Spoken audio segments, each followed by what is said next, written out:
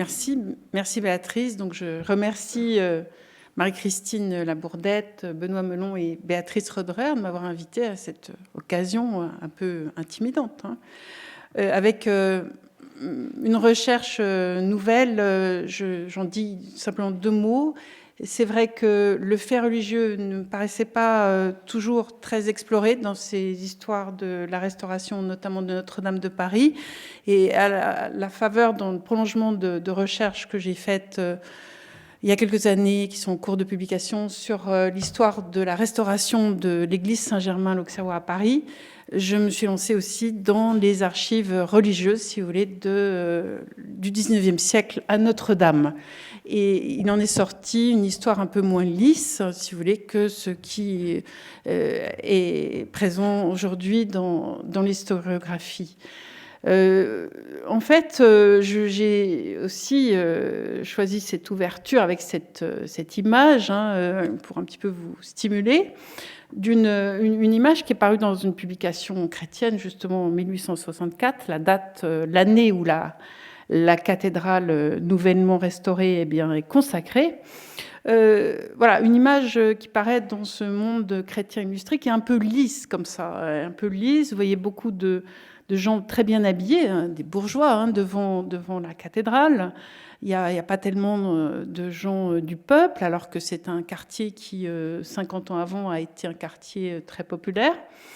Et on se demande un petit peu en contrepoint, comme dirait Jean-Michel Legnaud, je vais faire un peu de poil à gratter. Je cite cette citation de Victor Hugo dans Notre-Dame de Paris.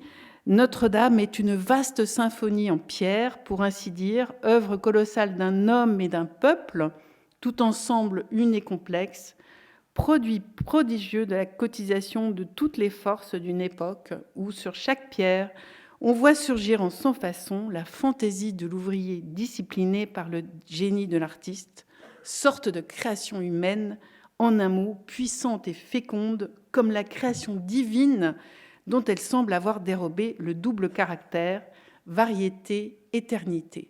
Voilà, des mots puissants de Victor Hugo dans lesquels on sent bien que la cathédrale, le caractère de monument vient principalement du fait qu'elle est à la fois une émanation divine et une émanation aussi du peuple, du corps du peuple. Or ici, on a quelque chose en 1864, sous le Second Empire, qui est beaucoup plus lisse, un peu mondain, une cathédrale un peu mondaine.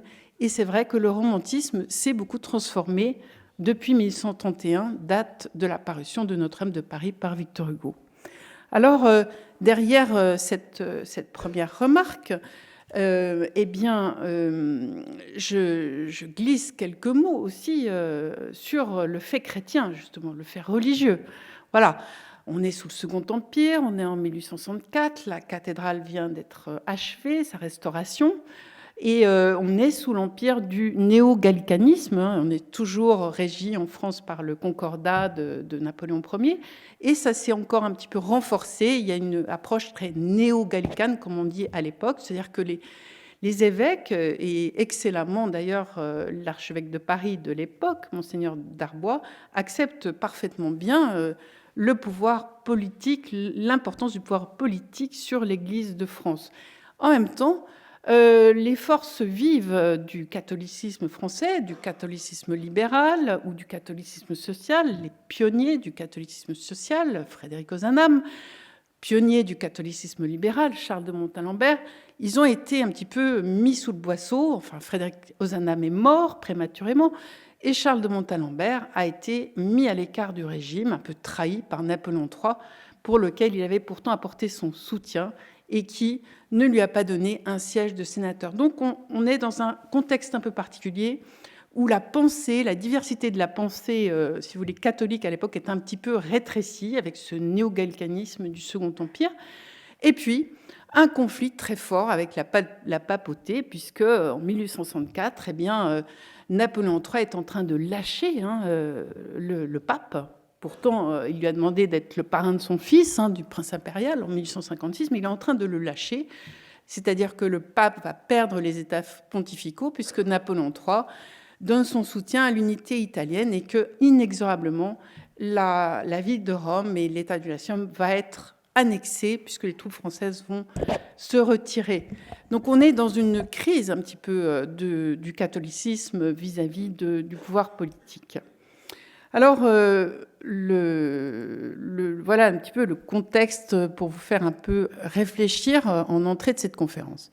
Alors, je parlais tout de suite du peuple, qui était tellement important dans Notre-Dame de Paris de Victor Hugo. Et donc, à titre toujours un peu stimulant comme ça, je montre une autre image, toujours produite pendant le Second Empire, un peu plus tôt, de Saint-Louis qui apporte la Sainte Couronne à Notre-Dame de Paris, une image de 1860, une gravure par Jules David, où là, on a vraiment cette impression, vous voyez, qu'on a un monument qui est porté par un roi saint, hein, qui apporte la couronne d'épines à pied depuis Vincennes avec son frère Robert.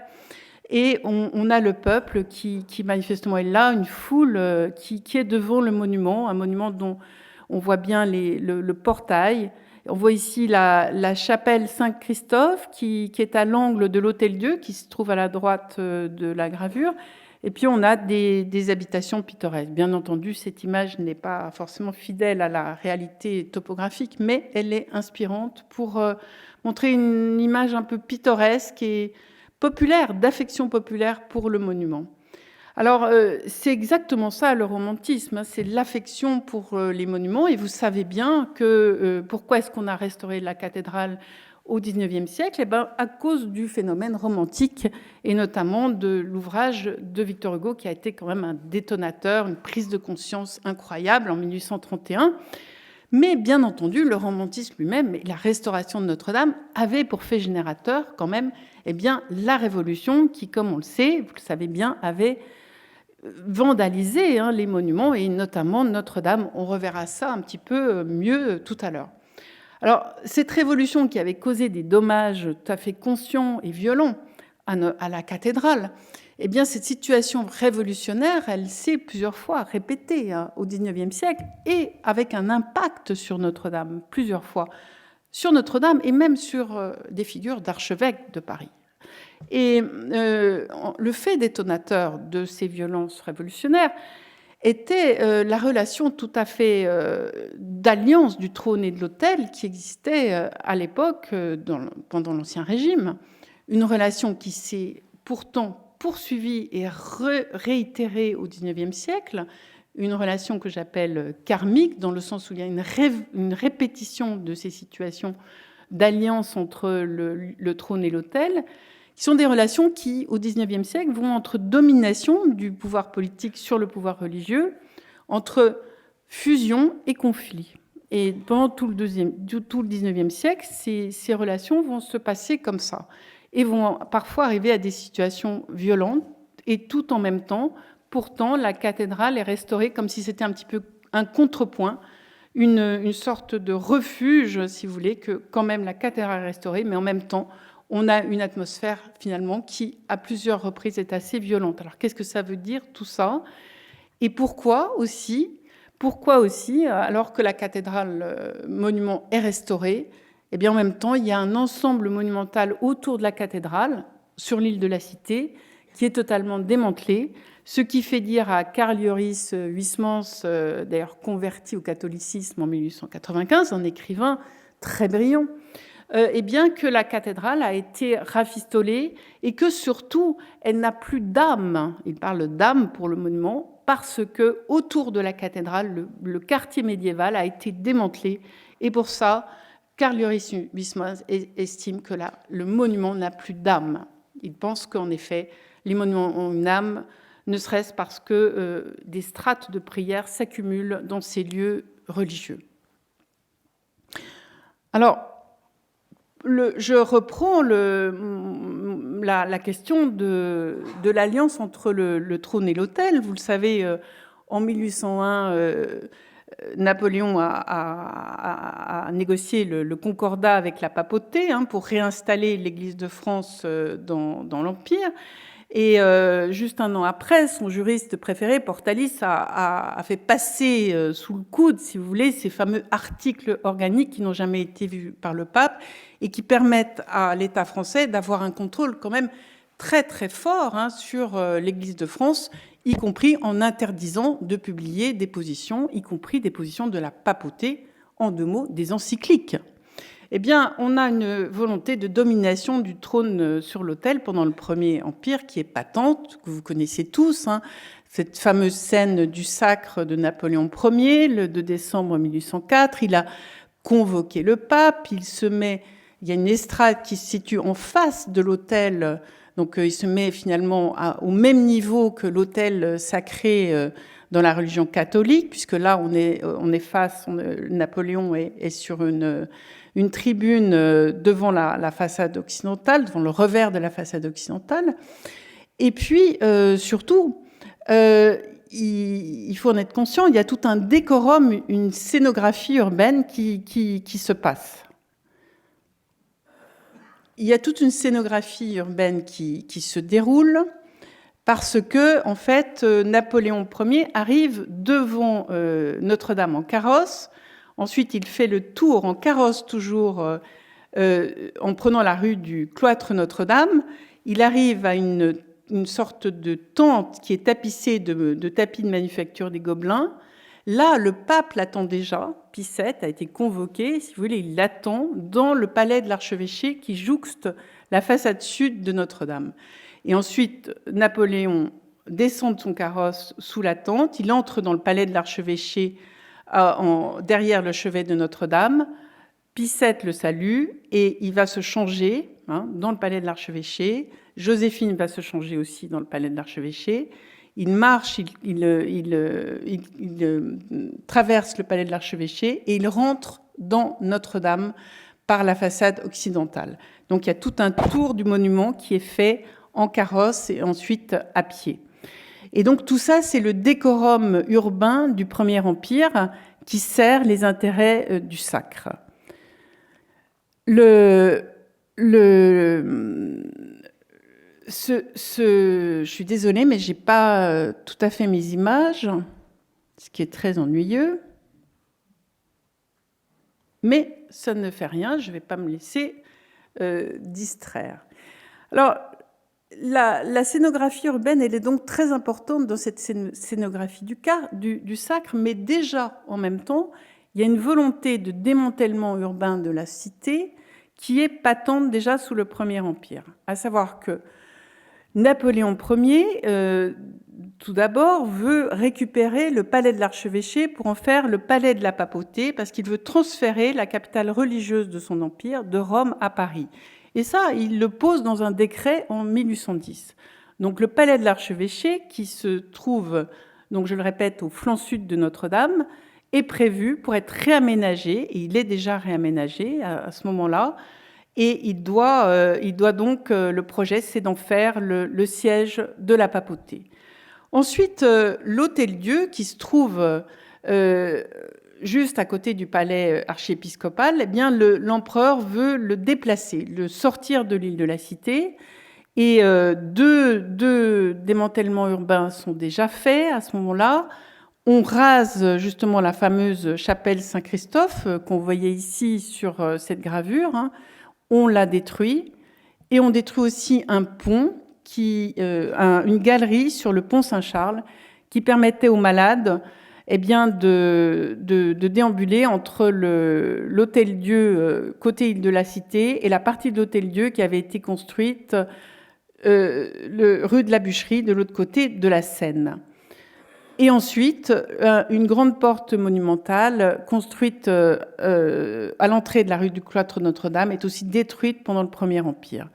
Donc on a un début de démantèlement de la cité pendant le Premier Empire qui est fait dans des intentions de prestige politique. Voilà. On a aussi,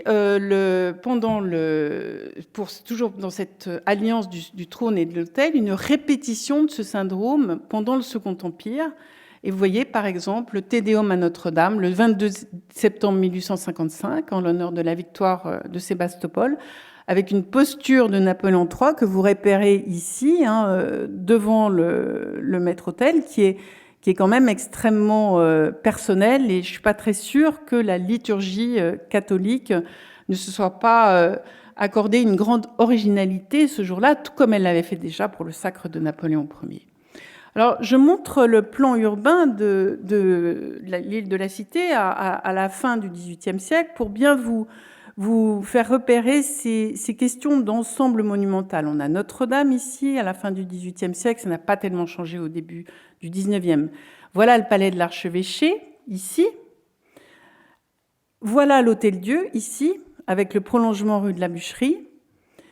Et on a fait des transformations pendant l'époque moderne pour élargir le parvis. Ici, on a construit un magnifique hospice pour les œuvres de Saint-Vincent de Paul, ici.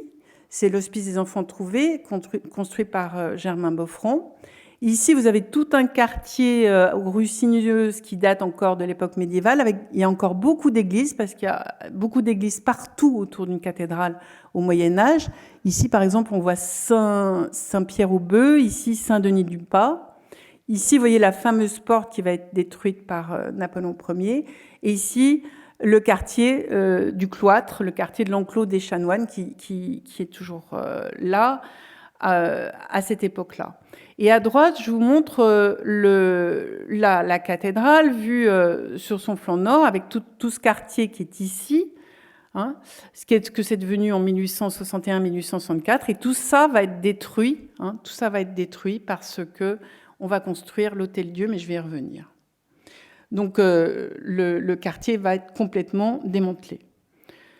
Alors, voilà mon plan. Je vais d'abord vous parler de l'époque révolutionnaire et des destructions, et puis du consulat et du Premier Empire, avec tous ces outils urbains de propagande impériale, la Restauration, l'époque de la Restauration, qui est un temps d'apaisement, la monarchie de Juillet, qui entreprend la Restauration, mais qui va isoler le vaisseau Notre-Dame et en même temps le restaurer dans un temps d'affrontement entre le régime et l'archevêché de Paris. Et puis la Deuxième République et le Second Empire, où je vais exhumer avec mes archives des tentations très fortes de la part du clergé de faire de Notre-Dame une gloire nationale au service du régime impérial. Et je traiterai la période suivante en termes d'épilogue, vu le temps qui m'est alloué. Alors, l'époque révolutionnaire, j'ai voulu vous montrer cette image de cette admirable Vierge du portail du cloître qui a perdu l'enfant Jésus, pas pendant la Révolution, en 1820. Et voilà une photo aussi des années 1840. Eh bien, c'est la seule figure sculptée de taille qui subsiste après les destructions révolutionnaires à Notre-Dame. Et cette Vierge du portail du cloître va être très, très appréciée par les élites de l'époque, notamment le préférant Buteau. Et cette émotion qu'on a à voir cette Vierge explique beaucoup ce qui va se passer pour la reconstitution de la statuaire ornementale. En effet, vous le savez, la statuaire ornementale de Notre-Dame, c'est ça qui a le plus souffert pendant la Révolution à cause du vandalisme, et tout spécialement la fameuse Galerie des Rois qui se trouvait ici. Et je n'entrerai pas dans la disputation médiévale de savoir si cette Galerie des Rois au Moyen-Âge est-elle une Galerie des Rois de France ou une Galerie des Rois de Juda vétérotestamentaire. En tout cas, à l'époque de la Révolution, il est clair pour les révolutionnaires que ce sont les rois de France, les 28 rois de France, qui sont ici en statue, et c'est insupportable. Et on paye une entreprise pour détruire ces statues. Et la cathédrale, en 1840, se trouve complètement dénuée donc de sa Galerie des Rois. Vous voyez à gauche de l'image une statue, une tête du roi, présumé du roi David, qui a été retrouvée en 1877 avec d'autres, mais aussi toute la sculpture, des ébrasements, par exemple, une partie des... Voilà, toutes les statues qui étaient dans les niches, dans les arcs-boutants, tout ça est détruit pendant la Révolution. Mais le fait principal, c'est que la Galerie des Rois représentait pour les révolutionnaires l'alliance du trône et de l'autel, et que donc tous ces souvenirs exécrables, disent-ils, de la mémoire des rois doivent être absolument détruits. En ce qui concerne l'intérieur de la cathédrale, beaucoup a été détruit, surtout les décors, les autels des chapelles, les décorations, la grille qui faisait entrer dans le chœur, la grille en fer forgé de l'époque moderne. Mais les œuvres d'art les plus importantes, vous le savez, ont échappé au massacre ou aux détériorations, parce qu'il y avait à l'époque un souci de l'inventaire, et ces œuvres ont été préservées. Alors, on peut s'interroger sur cette image, vous le savez, c'est le chœur avec le vœu de Louis XIII, donc réaménagé au début du XVIIIe siècle avec ses statues de Louis XIII, de Louis XIV, et la fameuse Pietà de Nicolas Coustou. Là, je montre une image du XVIIIe siècle. Ces statues-là, elles sont préservées parce que les révolutionnaires considèrent qu'elles ont une valeur d'art et d'histoire. Donc, elles ne sont pas du tout vandalisées. Elles partent au musée des monuments français. Par contre, c'est l'autel qui est massacré. Et évidemment, tout ce qui est décoration sur les parties en marbre qu'on voit ici, qui revêtaient l'ancien chœur médiéval avec les ogives médiévales. Donc tout ce chœur qui a été refait avec des plaquages de marbre et des arcs en plein cintre, eh bien, au XVIIIe siècle, c'est préservé aussi, mais tout ce qui est sculpture ou insigne, éventuellement en bronze, et toutes ces grilles sont en fait vandalisées. Et les anges sont aussi sauvés. Il y a des anges dans ce chœur qui sont également sauvés. Alors, je passe maintenant à la période suivante, le Consulat et l'Empire, Notre-Dame et son quartier dans les outils urbains de la propagande impériale, où je vais retrouver les images que je cherchais tout à l'heure. Donc, je vous montre cette scénographie urbaine. Vous voyez Napoléon qui arrive devant Notre-Dame en carrosse. Toute la façade occidentale a été réhabillée par un habillage éphémère fait par Percier et Fontaine qui évoque une architecture ogivale. Et le parcours du carrosse, eh bien, c'est de faire ça, donc de passer ici par la rue du cloître Notre-Dame, arriver à la Tente, entrer dans le palais de l'archevêché, ressortir par ici, déambuler ici, reprendre la galerie et rentrer dans Notre-Dame. Voilà la fameuse tente dont je vous parlais tout à l'heure, avec les tapis des Gobelins. Le carrosse, il rentre, et Napoléon et Joséphine, ils en sortent. Ils sont attendus par Picette, qui est arrivé un tout petit peu avant eux depuis les Tuileries. Tout ça est très précis, très minutieusement réglé. Et ensuite, on entre dans Notre-Dame, qui, comme vous le savez, est drapée de toutes sortes de textures, de velours, qui est décoré avec des insignes, des luminaires, et on voit l'estrade sur laquelle je vous montrais tout à l'heure l'image avec Napoléon ici. Et la scène du sacre, ici, dans le chœur, l'ancien chœur de Robert de Cotte, où vous voyez bien que tout ce qui est décoration a disparu du chœur. Vous voyez aussi que les statues de Louis XIII et Louis XIV ne sont plus là, que par contre, la Pietà de Nicolas Coustou a été rétablie, et il y a ces grands candélabres qui ont été offerts par Napoléon Ier. Et un peu plus tard, étant donné que toutes les grilles de chœur ont été détruites pendant la Révolution, il y a une nouvelle grille de chœur après le sacre qui est faite sur le dessin de Charles Percier que je montre ici. Alors, voilà les visées de l'Empire sur le palais archiépiscopal et sur l'Hôtel-Dieu dont j'ai parlé tout à l'heure. Donc voilà une image du XVIIe siècle parce qu'elle est plus claire pour vous montrer comment le palais archiépiscopal jouxte le flanc sud de Notre-Dame. Et donc Napoléon Ier, en 1810, décide que ça doit être le palais, le siège de la papauté. Donc il y a des aménagements qui sont faits pour en faire un palais très luxueux qui participe évidemment du système de pouvoir impérial, inutile de vous le dire. Et voilà cette fameuse galerie qui permet aux malades d'aller entre la partie de l'Hôtel-Dieu qui est sur l'île de la Cité et la rue de la Bûcherie qui est détruite, alors qu'elle a une signification symbolique très importante et que cet Hôtel-Dieu symbolise la charité médiévale perpétuée encore pendant l'époque moderne. Eh bien, on a l'impression que le Premier Empire veut balayer cette image de la charité médiévale et cette action toujours en marche de la charité médiévale. Ici, vous voyez la croix qu'il y a sur le chevet de Notre-Dame et la flèche qu'il y a aussi, hein, qui est détruite en 1797 parce on veut récupérer le plomb et elle n'est pas très solide. Quant à la croix du transept, elle est vraiment vandalisée à l'époque révolutionnaire avec les reliques qu'elle porte, des reliques de Saint-Étienne.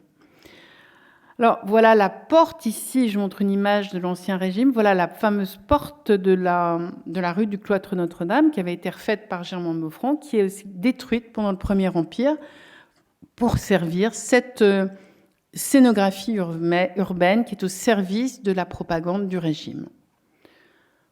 Pendant la période suivante, pendant la Restauration, on va avoir un temps d'apaisement et de gestation des connaissances archéologiques autour de Notre-Dame. Ici, je vous montre une image, qui est une illustration de l'époque, qui montre bien l'état un petit peu de dévastation et surtout de nudité de l'intérieur de la cathédrale à l'époque. Il n'y a pas de grille de chœur, on ne voit pas d'ornement et on voit juste une ancienne chaire, hein, qui date de la fin du XVIIIe siècle, qu'on a appelée par la suite la chaire de Lacordaire. Vous comprendrez pourquoi tout à l'heure, et qui n'a pas été gardée pendant la Restauration, puisque Viollet-le-Duc a fait une chaire néogothique. Alors, je disais que c'était un temps d'apaisement, parce que au temps de Napoléon Ier, les rapports avec la papauté sont très conflictuels. Et voilà, il y a quand même Pie VII est quand même tenu prisonnier à Savone, puis à Fontainebleau. Napoléon Ier a nommé un archevêque de Paris qui n'a pas l'accord de la papauté. Enfin, on est en pleine guerre entre la papauté et le Premier Empire. Alors, la Restauration, elle calme tout ça. Tout est apaisé, hein. On nomme d'abord un archevêque qui s'appelle de Talleyrand en Périgord. Ensuite, on nomme Hyacinthe de Quélen en 1821, dont je vais beaucoup reparler.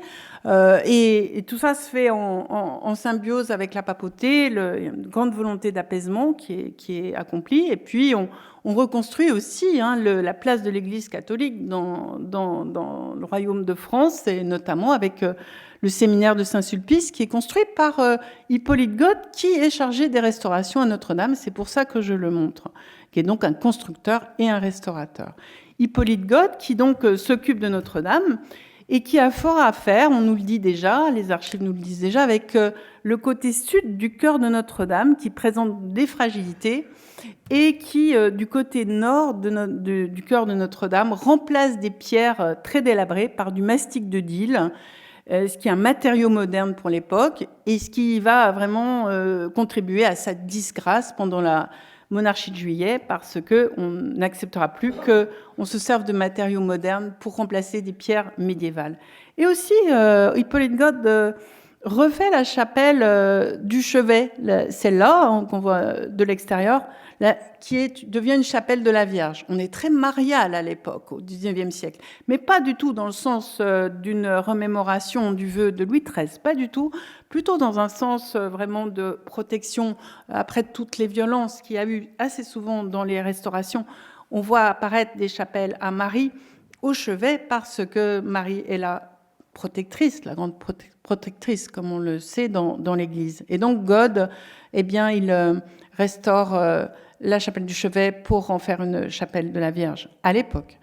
Et puis, pourtant, en dehors de cette chapelle, le reste des chapelles est dans un état très préoccupant. Voilà une illustration qui montre bien un petit peu l'état de nudité. On voit des gens qui prient d'une manière tout à fait pragmatique. On n'a pas, d'ailleurs, bien souvent, on ne voit pas de chaise dans Notre-Dame. On n'a pas d'ornement sacré, on n'a pas d'autel dans les chapelles. Tout est vide. Et vous voyez cette citation d'un témoin de l'époque. On éprouve un sentiment pénible, l'état de dégradation des chapelles sollicite des réparations et des embellissements que l'administration départementale ne tardera pas sans doute à ordonner. Déjà, plusieurs d'entre elles ont été décorées par la générosité de quelques chanoines. Donc ça repose sur la bonne volonté de quelques chanoines, mais en fait, la cathédrale, elle est vide à l'époque, puisque vraiment les ornements ont disparu, et c'est terrible. Alors, le préfet Chabrol, en 1825, qui est très proche du pouvoir, mais aussi très catholique et qui essaye se démène beaucoup pour essayer de récupérer des œuvres d'art qui sont parties à Versailles ou au musée du Louvre pour Notre-Dame, pas toujours avec succès. Il lance une initiative en 1825 pour redécorer les chapelles. Il veut faire un fonds de secours de 300 000 francs, mais pas de chance, le ministre en charge des cultes lui donne son veto, donne pas son approbation, il en a le pouvoir, parce que 300 000 francs pour la préfecture de la Seine, c'est trop d'argent. La ville de Paris serait obligée d'emprunter, on ne peut pas autoriser ça. Donc il y a un projet de redécoration des chapelles qui tombe à l'eau, mais dont on a la trace ici dans les archives de l'archevêché, avec ici un projet de chapelle pour Saint-Guillaume, qui a été un chanoine de Notre-Dame avant de devenir un évêque de Bourges, un prédicateur populaire très très actif dans la charité au Moyen-Âge.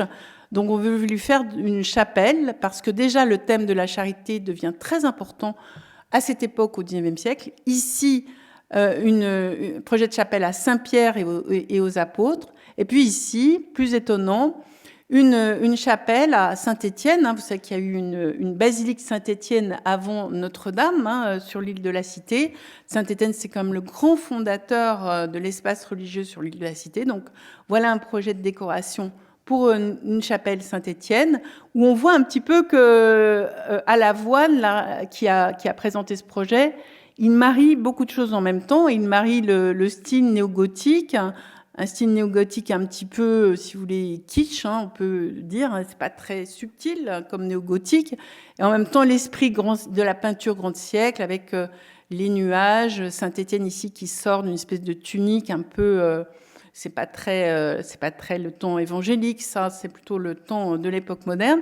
Et puis, il remet aussi un monument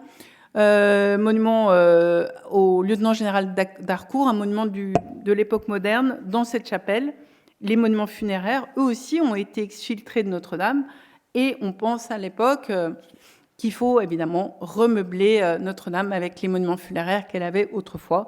Et puis un sol avec du marbre polychrome, dans l'esprit, pour le coup, du chœur de Robert de Cotte.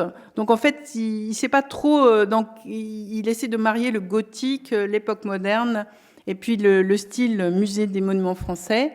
Voilà. Mais de toute façon, ce projet avorte parce que le ministre ne veut pas que la ville emprunte. Et tout se passe assez bien sur le plan des relations entre l'archevêché et le pouvoir à l'époque, je l'ai déjà dit. Classiquement, Notre-Dame est utilisée notamment pour ce Te Deum à Notre-Dame pour la prise d'Alger, pas très longtemps avant la Révolution de Juillet, on est le 11 juillet 1830. On ne les voit pas très bien sur l'illustration, mais évidemment, le régime a remis les statues de Louis XIII et Louis XIV dans le chœur. Mais en même temps, pendant cette époque, se prépare la montée en puissance d'un expert, Pierre-Marie Gilbert, qui est un homme tout à fait un Jean de peu, comme on pourrait dire, parce qu'il n'a pas laissé une mémoire fracassante. On n'a pas, à ma connaissance, de portrait de lui.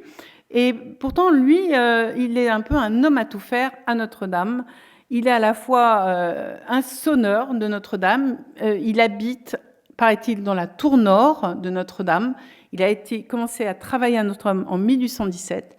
Il est sonneur. Les archives parlent de lui comme le conservateur de Notre-Dame. C'est-à-dire que dès qu'il y a un problème de conservation, c'est lui qui est convoqué.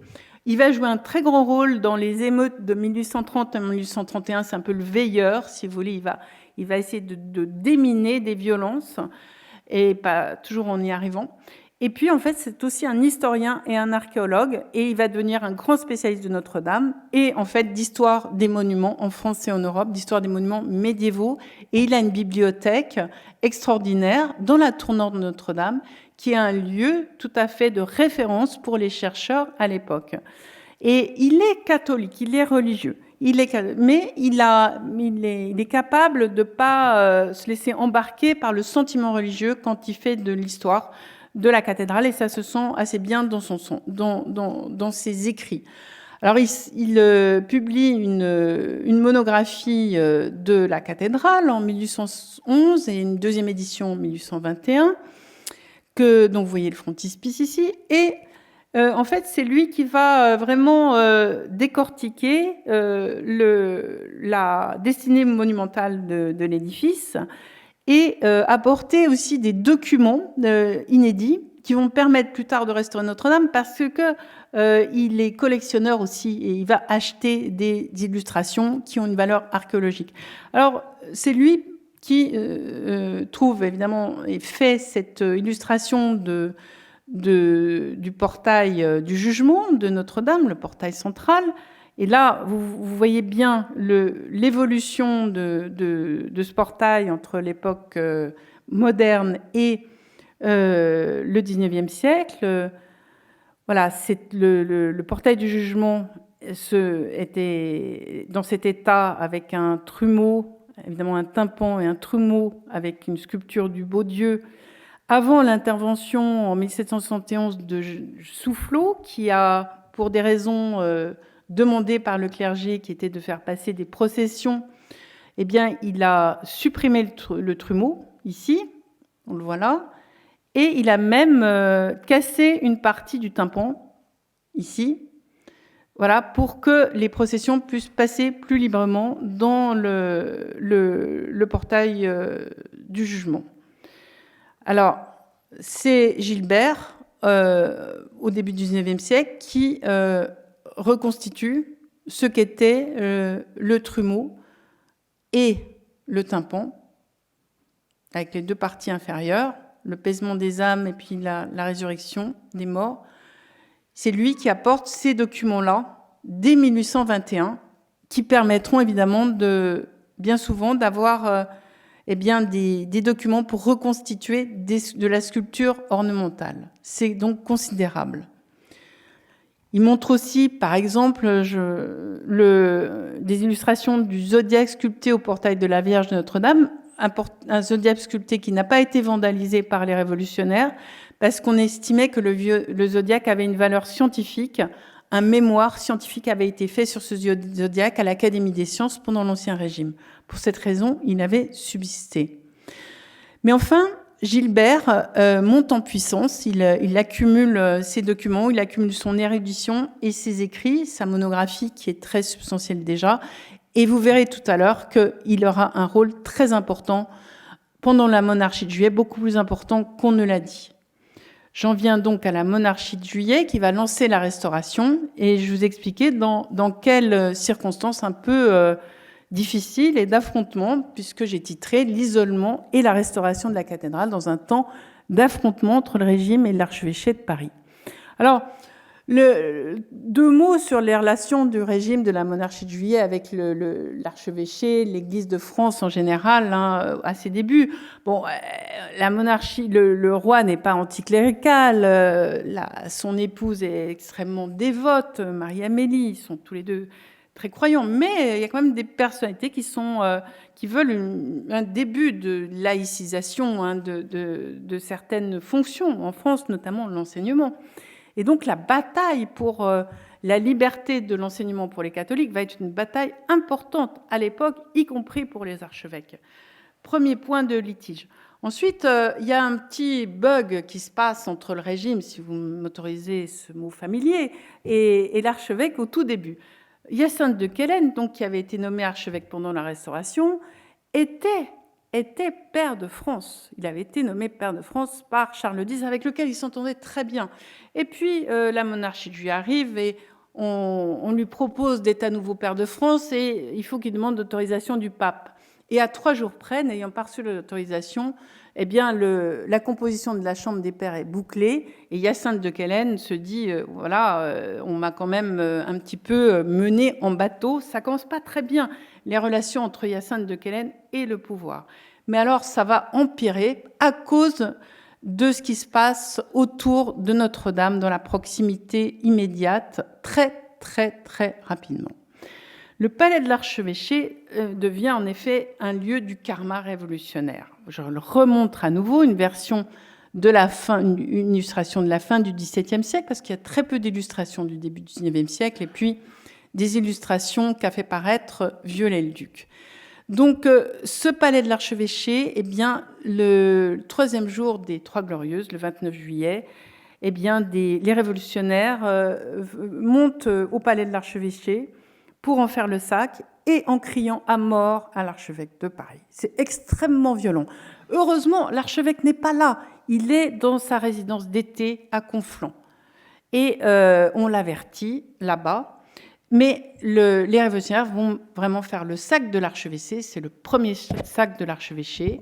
On va dans les bibliothèques. Il y a 2 bibliothèques avec des livres extrêmement précieux. Il y a une très grande organisation, des gens qui jettent les livres et puis d'autres qui les ramassent en bas et encore d'autres qui les jettent dans la Seine quand ils ne les récupèrent pas.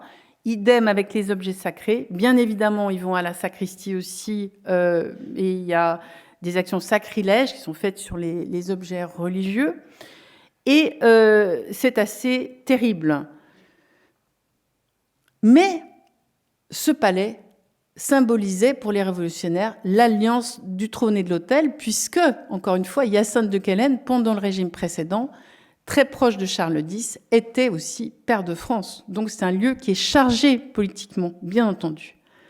Alors, à l'issue du premier sac de l'archevêché, il y a un chiffrage qui est fait. Hein, vous voyez, déjà à l'époque, on fait des chiffrages. La réparation du palais coûterait 300 000 €. Il y a beaucoup de témoins, dont François Guizot, qui se sont exprimés sur le premier sac. Et puis, il y a le préfet de la Seine, Odilon Barrault, qui est un peu en embuscade, en réalité. Parce que ce lieu-là, au flanc sud de Notre-Dame, en réalité, il voudrait bien le récupérer pour raser le palais de l'archevêché et en faire un jardin public pour la ville de Paris. Mais à ce stade, il n'y arrive pas. Mais l'événement insurrectionnel se répète quelques mois plus tard. On a l'insurrection de Saint-Germain-l'Auxerrois. Il y a un service anniversaire qui est organisé le 14 février 1831 en l'honneur du souvenir de la mort du duc de Berry, qui a été assassiné par le Charpentier Nouvel en 1821. Et cet événement de commémoration, il a une signification politique pour les révolutionnaires. C'est un signe qui est donné en faveur du rétablissement sur le trône de la branche aînée des Bourbons. C'est insupportable. Tout le monde se précipite à Saint-Germain-l'Auxerrois. Il y a un sac qui est fait, beaucoup de destruction. Voilà l'église Saint-Germain-l'Auxerrois. Et un meneur demande à poursuivre à l'archevêché, une deuxième fois, à l'archevêché, mort à l'archevêque de Quélen, qui, heureusement, n'est pas là non plus encore. Alors voilà des images du deuxième sac de l'archevêché, y compris un croquis ici de Viollet-le-Duc. C'est encore plus violent parce que les émeutiers viennent aussi avec des instruments qui leur permettent de casser les planchers, casser des balustrades d'escalier. Et cette fois, la facture est très élevée, dit God, 2 millions de francs pour réparer l'archevêché. Et à ce moment-là, le pouvoir, dès 1831, va dire non, nous allons raser l'archevêché. La décision est prise. Et la ville de Paris, qui est en embuscade par son préfet, eh bien, négocie avec l'État pour récupérer l'emprise de l'ancien palais de l'archevêché.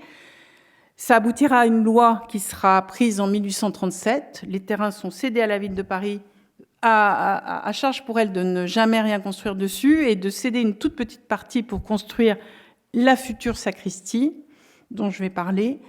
Et donc les jeux sont faits dès 1831. Le palais de l'archevêché sera détruit. Mais alors, cette décision politique prise sans concertation avec l'archevêché de Paris, sans concertation avec l'Église de France, eh bien, va entraîner donc les ruines, je montre d'abord ces ruines de l'archevêché, vous voyez, l'archevêché a disparu, il a été détruit en 1837, et on voit subsister la sacristie de Soufflot, construite en 1750, qui est un admirable bâtiment de l'époque moderne, qui est greffé sur une architecture médiévale, mais plutôt bien, et qui, vous voyez, qui s'incruste presque dans la partie sud du chœur de Notre-Dame. Donc on peut aussi comprendre qu'il y a des petits soucis de fragilité ici. Et comme vous voyez sur cette illustration, la sacristie n'a pas l'air d'être particulièrement en très très mauvais état après le deuxième sac de l'archevêché, mais c'est insupportable pour les hommes de préfecture de l'époque, n'aiment pas du tout ce goût moderne, cette architecture de l'époque moderne, et demandent que soit dégagé, c'est un petit peu comme ça qu'il s'exprime, le vaisseau Notre-Dame.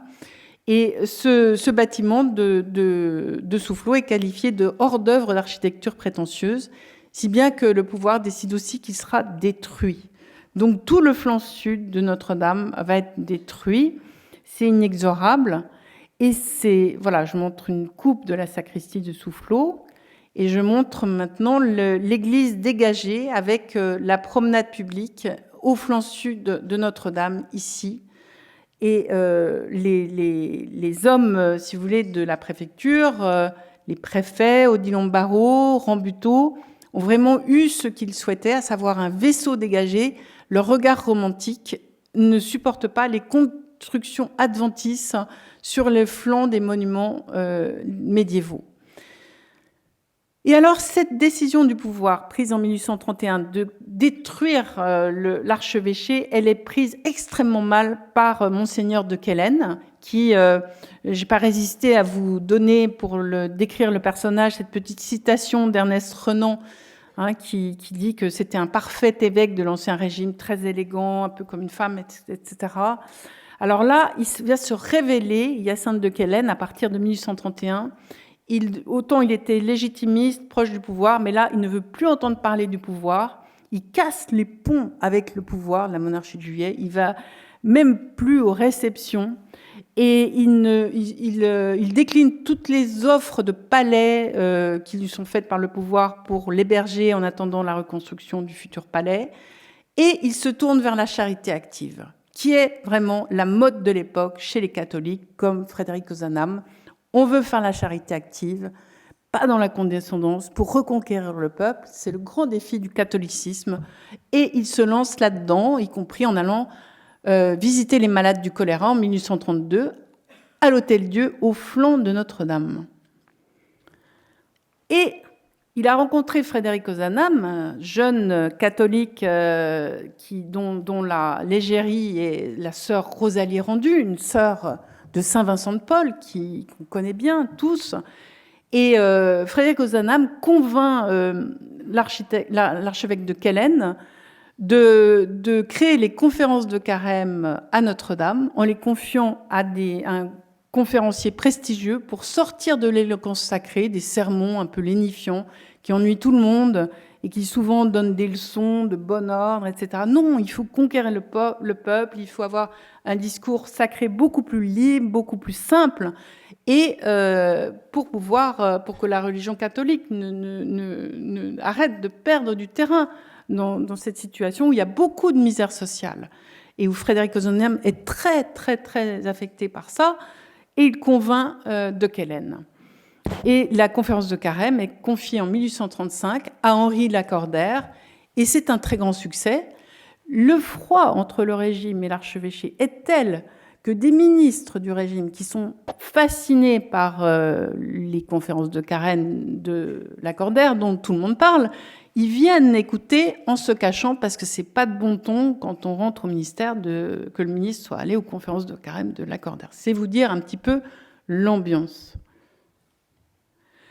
Et puis, en même temps, la restauration de Notre-Dame devient un dossier de politique publique, parce que c'est inexorable étant donné l'ère du temps, le romantisme, les attentes, le mouvement d'opinion qui se fait jour à l'époque, après tout spécialement, évidemment, la parution de Notre-Dame de Paris par Victor Hugo en mars 1831, qui est très proche de Charles de Montalembert, dont je vais reparler. Et je montre ici une édition de Notre-Dame de Paris qui est tardive, dans laquelle on voit bien la rue Neuve Notre-Dame, avec l'alliance entre les habitations pittoresques et le monument, tel que l'illustre Yon et Perrichon.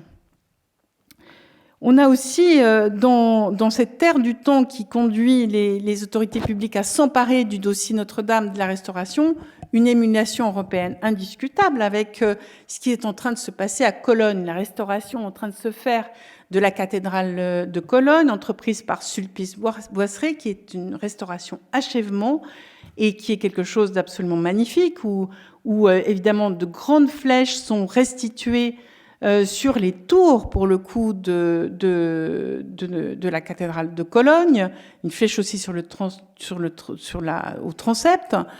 Et là, on a un petit peu une idée déjà un peu du concours des flèches en Europe sur les restaurations des monuments religieux. Et vous voyez qu'à Sainte-Clotilde, un édifice néo-gothique, donc un édifice nouveau, évidemment pas restauré, mais on a ce syndrome de Cologne. On a l'architecte qui est d'ailleurs allemand, Gau, puis Théodore Mallu à sa suite, ont voulu des flèches sur les tours qui s'inspirent de celles de Cologne.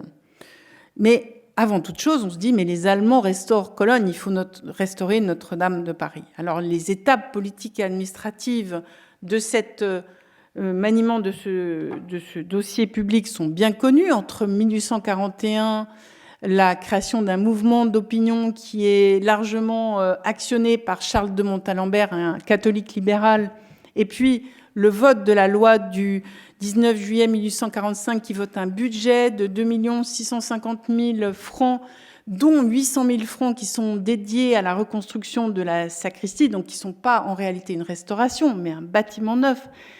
Et entre-temps, on a organisé ce petit concours dans lequel émergent Arveuf, Danjoy et puis Viollet-le-Duc et Lassus qui vont être sélectionnés par les pairs dès avant le vote de la loi comme le meilleur projet. Voilà, j'ai écrit ça scrupuleusement pour ceux qui voudront avoir cette ressource. Et alors, Charles de Montalembert, c'est lui qui, j'allais dire, emporte le morceau parce que c'est un jeune homme extrêmement brillant, très passionné, un catholique libéral qui est très en avance sur son temps puisqu'il prône une séparation entre le trône et l'autel. La fusion entre le trône et l'autel, pour lui, c'est plus du tout quelque chose d'actuel. Il faut que le catholicisme intègre les principes de la Révolution française au lieu de refaire les errements de l'Ancien Régime. Et donc, il est aussi un grand expert de monuments parce qu'il est tombé dans la marmite Victor Hugo quand il était tout jeune, si je puis dire. Et c'est lui qui va faire le rapport devant la Chambre des pairs. Il est père héréditaire, Charles de Montalembert. Et il est évidemment très, très, très important dans le succès du vote de cette loi et dans sa préparation, on va le voir. Mais qui est l'archevêque de Paris au moment de la préparation de la loi sur Notre-Dame, puisque personne ne parle de lui et c'est Denis Affre, qui est un jeune homme extrêmement croyant, qui a eu la vocation très jeune, qui est arrivé de sa région de Rodez à 14 ans à Paris, avec son oncle, qui a étudié au séminaire Saint-Sulpice, que j'ai montré tout à l'heure, et qui a 3 spécialités au moment où il devient archevêque de Paris.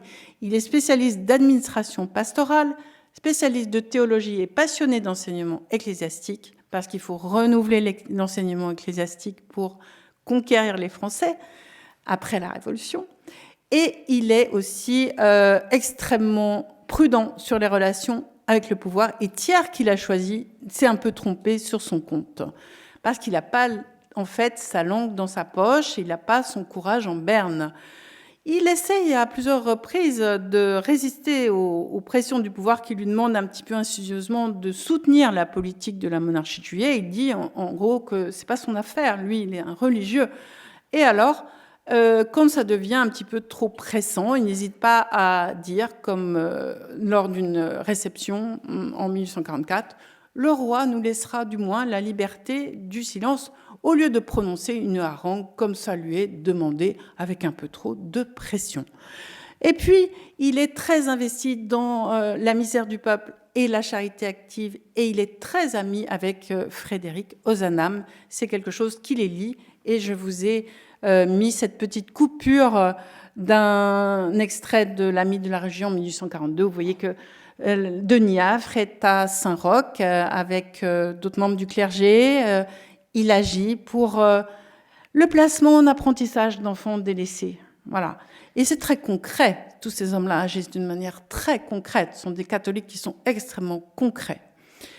Et petit aparté, qu'est-ce qu'on peut penser que Monseigneur Affre aurait pensé, lui, de l'église de la cathédrale Notre-Dame, au temps de l'époque moderne, où elle était comme ça, habillée avec toutes sortes d'œuvres d'art, y compris dans la nef, indépendamment du chœur de Robert de Cotte, et où on a l'impression, sur ces illustrations de l'époque moderne, que les spectateurs viennent à un salon de peinture. D'ailleurs, ici, cette deuxième image, une vue d'optique, c'est quelque chose qui était distribué dans les salons. On le sait, ça avait cette fonction.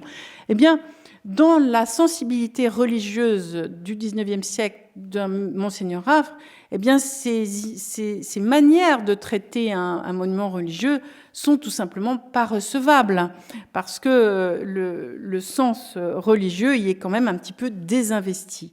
Mais Monseigneur Affre, évidemment, s'investit sur le monument Notre-Dame et n'est-ce pas en réalité le pouvoir faire tout seul ce qu'il veut.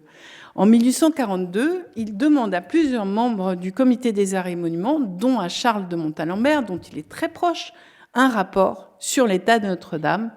Et pour ça, en fait, Gilbert, dont j'ai parlé tout à l'heure, donc qui est à ses côtés à Notre-Dame, j'allais dire au quotidien, et qui est un peu un homme de confiance et érudit et spécialiste, intervient en réalité comme expert déjà. Alors, que dit ce rapport ? 3 conclusions principales.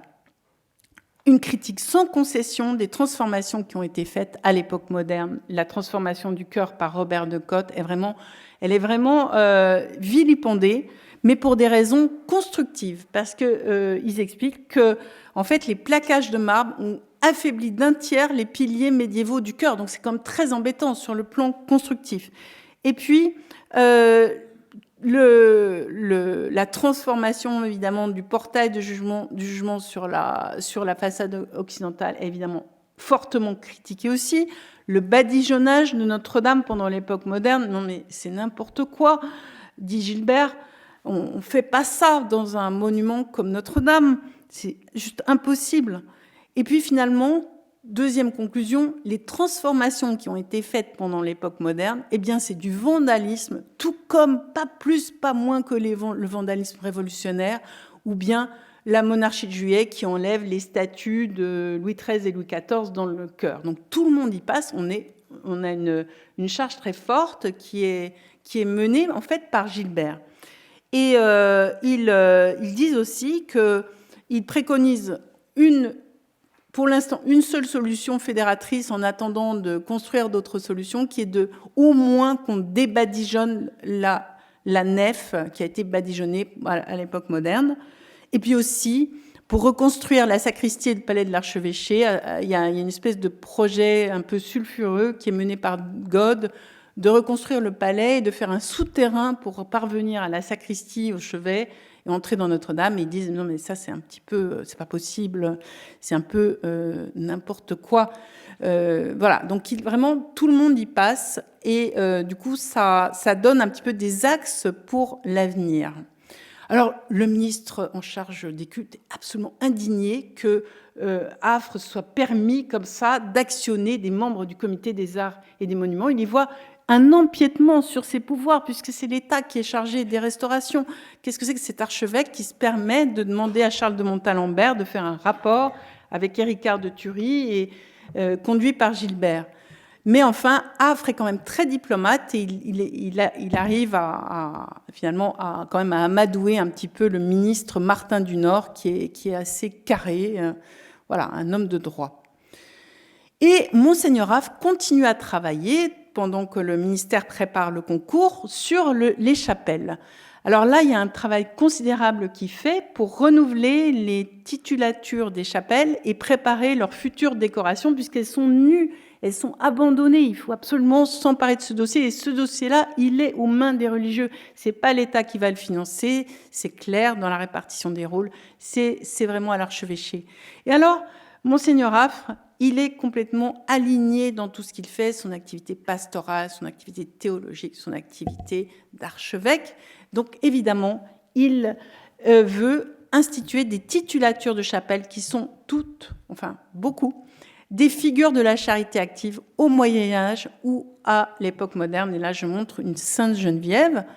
Et il écrit aussi que cette décoration des chapelles, faudrait que ce soit des confréries d'artistes autour de Notre-Dame, et en tout cas des artistes qui, finalement, dans l'esprit du Concile de Trente, suivent les injonctions du clergé. Hein. C'est un peu normal.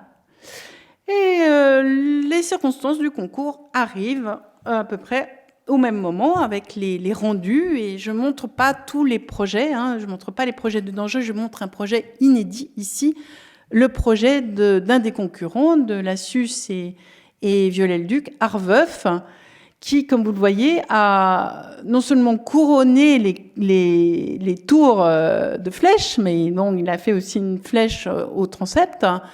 Et puis, comme Viollet-le-Duc et Lassus le feront, il a reconstitué une statuaire ornementale, il a reconstitué le portail occidental, enfin le portail du jugement avec le trumeau du beau Dieu et tout le tympan. Et ici, vous voyez bien le syndrome Cologne que j'ai montré tout à l'heure. Et Arveuf produit ce projet que je montre de manière inédite grâce à la médiathèque de l'architecture et du patrimoine que je remercie. Cette décoration polychrome à l'intérieur de la nef, et puis ce maître-autel dont l'intention est de remplacer le chœur de Robert de Cotte. L'autel de l'époque moderne devrait être remplacé par cet autel où on voit de manière assez surprenante, un petit peu emphatique, si on peut se permettre un avis, la Trinité, hein, avec Dieu, le Père, le Saint-Esprit, le Fils, et puis probablement ici Saint Marcel, 9e évêque de Paris, qui, comme vous le savez, avait conduit un dragon qui menaçait Notre-Dame en dehors de la ville, ce qui avait sauvé non seulement Notre-Dame, mais l'île de la Cité et Paris. Alors voilà, un projet très peu archéologique, vous vous en doutez, tout est inventé dans une peinture murale qui est quand même à profusion et qui donc n'est pas du tout archéologique. Et donc ça va pas du tout dans les mœurs du temps qui demandent quand même déjà beaucoup de soucis archéologiques. Et voilà le projet de Lassus et Viollet-le-Duc pour Notre-Dame avec l'élévation de la façade occidentale ici, l'élévation de la façade sud ici, où déjà ils ont fait disparaître la sacristie de Soufflot qui se trouvait là et qui n'est pas pourtant encore détruite parce qu'elle sera détruite en 1845, au tout début du chantier de restauration. Et vous voyez l'attention qui est donnée à la texture de la pierre et à la sculpture ornementale, qui est quand même l'attente principale des milieux politiques et scientifiques à l'époque.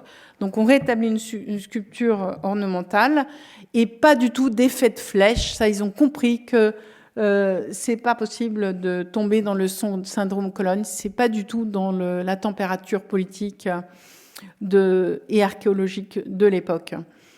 Et je montre aussi ici des couronnements sur des contreforts où on voit bien quand même qu'il y a des réinventions, des reconstitutions de détails d'architecture qui sont déjà prévus par Lassus et Viollet-le-Duc. Et puis un détail d'armature pour la flèche où on voit bien que Viollet-le-Duc et Lassus profitent de l'expérience de l'entreprise Bellu avec laquelle ils ont travaillé sur la Sainte-Chapelle.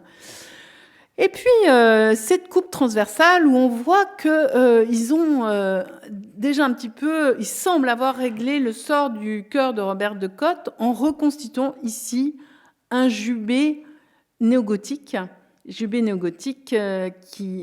Puisque le jubé gothique avait été détruit pendant l'époque moderne pour le remplacer par une grille et des autels Et donc, ici, le parti qui est pris est de reconstituer un jubé néogothique. Mais on ne voit pas trop ce qui se passe derrière au point de vue du chœur de Robert de Cotte. Il reste peut-être un peu prudent. Et le traitement urbain, qu'est-ce qui se passe? Alors, dans le projet d'Arvers, c'est assez intéressant parce qu'il propose une sacristie deux sacristies, en fait, du côté sud et du côté nord du chœur.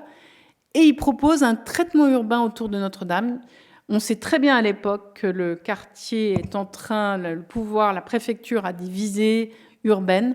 Alors, il propose le perçonnement d'une rue ici, qui ouvrirait sur l'hôtel de ville. Lassus et Viollet-le-Duc, eux, font un projet de nouvelle sacristie. C'est le projet ici que je montre de 1843 qui va évoluer par la suite, à la suite des critiques, dans un sens de plus haut gothique, c'est-à-dire un gothique plus flamboyant. Et par contre, il reste muet sur le traitement urbain autour de Notre-Dame, certainement par prudence. C'est vrai que ce n'est pas demandé non plus dans le concours. Alors, les points d'appui de la restauration, c'est vraiment des entreprises expertes qui sont fidélisées sur le chantier, dès le début du chantier, en 1845. Vous voyez ici les échafaudages, c'est très important. Donc ça, c'est une photo de 1861, mais de l'entreprise Daunet qui est experte, qui a vraiment une grande science de l'échafaudage stable, qui permet vraiment de restaurer les pierres.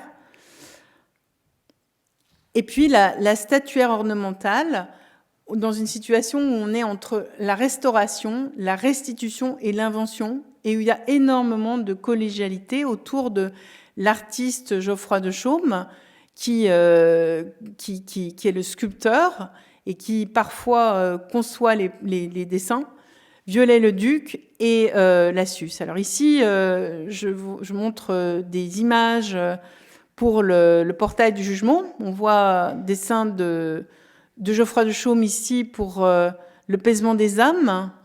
Ici, un fléau dessiné par Viollet-le-Duc. Ici, le beau Dieu du Trumeau, le dessin de Viollet-le-Duc. Ici, un très très beau dessin que j'aime beaucoup, qui est la mort aux yeux bandés, un des cavaliers de l'Apocalypse, dessiné par Geoffroy de Chaume avec un petit moulage à côté.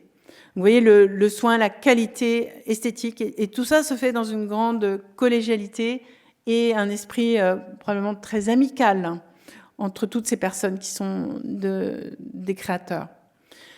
Alors, je voudrais dire un mot de l'engagement chrétien de ces architectes à la faveur de l'illustration de ces vierges sages et vierges folles. Vous connaissez certainement la parabole en question, je ne m'y appesantis pas, avec un dessin de Lassus ici, d'une vierge sage, un dessin de vierge folle par Viollet-le-Duc et un dessin de vierge sage par Viollet-le-Duc. Voilà, Viollet-le-Duc, on le sait, agnostique, penchant plutôt vers athée. Et pourtant, évidemment, l'art religieux, l'architecture religieuse est sa source d'inspiration, sa source de travail. C'est un paradoxe important du XIXe siècle. Lassus, quant à lui, est ouvertement catholique. Assez souvent, quand il propose ses services, il va ouvertement dire qu'il est catholique, qu'il est engagé vraiment en tant que catholique. Et Lassus, je le précise, c'est intéressant, est très marial. C'est-à-dire la dévotion à la Vierge Marie est très importante pour lui. Et il l'a montré à plusieurs reprises en proposant aussi de faire reproduire des sculptures de vierges pour des processions à cette époque de la Restauration. Donc la Restauration est en train de commencer depuis 1845 et tout ça se fait dans des conditions donc d'affrontement politique entre le régime et l'archevêché, mais sur le terrain de la restauration proprement dite du monument, ça se passe bien entre Monseigneur Affre et les architectes. Il n'y a pas de... Voilà, toutes les choses sont apaisées, bien gérées. C'est sur les terrains politiques, finalement, que Monseigneur Affre est en désaccord avec la monarchie de Juillet. Et Ce qu'ils avaient un petit peu prévu, hein, lui, Frédéric Ozanam, qui avait alerté la monarchie de Juillet sur la misère ouvrière, eh bien ça se passe. Le temps révolutionnaire réapparaît en 1848. Et au mois de juin 1848, lorsque, vous le savez, les ateliers nationaux ont été fermés et qu'il y a eu encore une insurrection terrible qui a été matée par le général Cavaignac sur les barricades du faubourg Saint-Antoine, Frédéric Ozanam est dévasté de chagrin. Et il va voir Monseigneur Affre et il lui demande d'aller faire une médiation.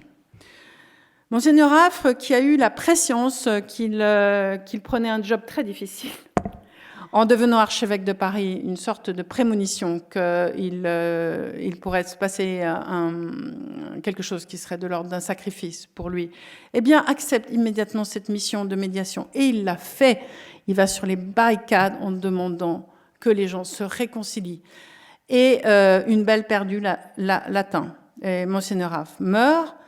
Et cette révolution n'est pas anticléricale. Monseigneur Affre est vu à l'époque, y compris par les milieux ouvriers, comme un martyr chrétien, et l'Assemblée nationale le salue comme tel. Monseigneur Affre meurt 2 jours après avoir reçu cette balle perdue. Nous arrivons à la Deuxième République, au Second Empire, où on arrive dans un tout autre contexte de relation entre le régime et l'archevêché de Paris et l'Église de France. En fait, le dossier le plus important qui va affecter les relations, le changement des relations entre le pouvoir et l'Église de France, c'est vraiment la politique italienne de Napoléon III, parce que, évidemment, il promet d'abord son soutien à la papauté, et puis, comme il s'engage aussi dans le processus d'unification italienne, il est obligé de lâcher le soutien à la papauté pour maintenir ses états pontificaux. Donc évidemment, les catholiques de France prennent ça comme une trahison et sont meurtris. Et en même temps, Napoléon III veut vraiment régir l'Église de France dans un esprit plus gallican que jamais. On a parlé du néo-gallicanisme du Second Empire. Et donc, la figure de l'archevêque qui a été nommé en 1848, l'archevêque Ciboure, qui au départ est très proche, qui a été très proche de Monseigneur Affre, c'est-à-dire une indépendance d'esprit vis-à-vis du pouvoir, qui a des idées républicaines au départ, eh bien, se fait très rapidement séduire par Napoléon III. Il est d'ailleurs nommé sénateur d'Empire en 1852. Et il va très rapidement, les archives le montrent, tomber dans une relation de grand désir de séduction vis-à-vis de Napoléon III, qui après tout d'ailleurs ne lui est pas forcément demandé. Mais avant d'y revenir, je décris quand même où en était le chantier lorsque la révolution de 1848 a éclaté à Notre-Dame. On a beaucoup renforcé les maçonneries sur la façade occidentale et les tours.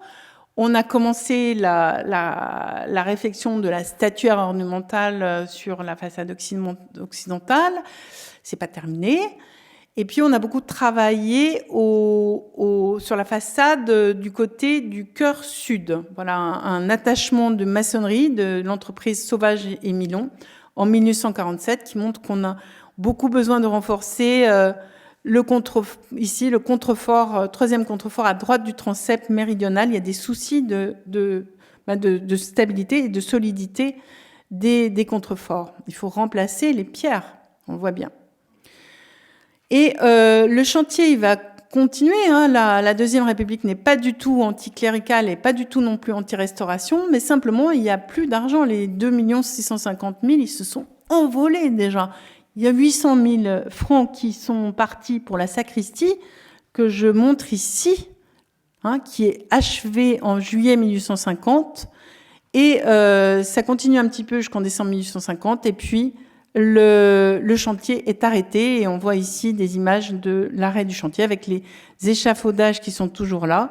La sacristie qui est un petit peu comme ça le nouveau fleuron très haut gothique du fond sud de Notre-Dame, qui n'a rien à voir avec l'histoire du monument, qui n'est absolument pas une restauration, comme vous l'avez compris maintenant.